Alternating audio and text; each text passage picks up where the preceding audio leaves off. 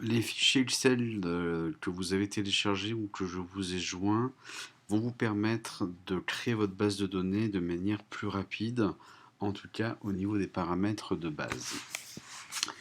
Pour cela, je vous conseille donc de les mettre dans un répertoire, n'importe lequel, par exemple celui-là. Et dans Magitech, quand vous irez dans la partie, dans le menu paramètres, initialisation, vous allez pouvoir ici définir le répertoire dans lequel sont situés ces fichiers Excel. Exemple ici, c'est Magitech Export. À partir de là, quand vous allez cliquer par exemple sur Marque, automatiquement le chemin est récupéré ainsi que le nom du fichier Excel par défaut. Il suffit ensuite donc de cliquer sur Import et automatiquement ça va vous créer donc l'import des fichiers Excel. Pareil dans Support, dans Langue, Unité d'achat,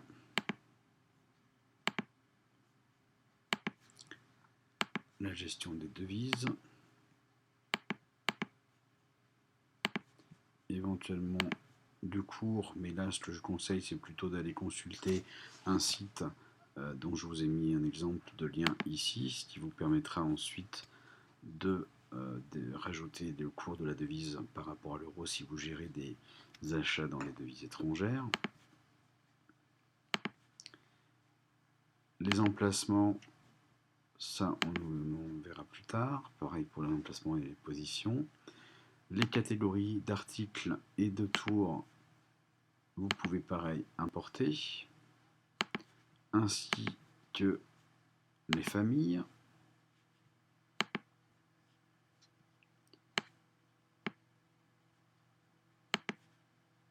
Les familles des techniques.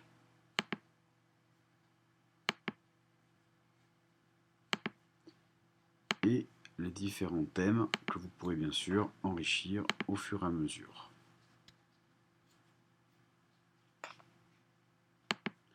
Le matériel, si vous le souhaitez, mais là ce ne sont que des exemples que moi j'ai utilisés dans ma base de données.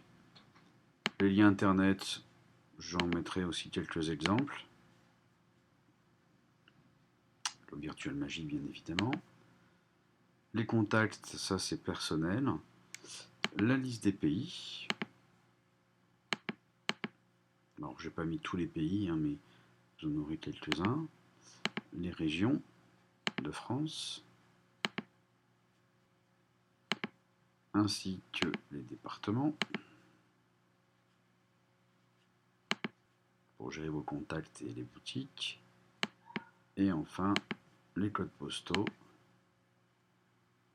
où là le fichier est un petit peu plus long à importer, mais ça vous permettra d'avoir la liste de tous les codes postaux de France. Voilà.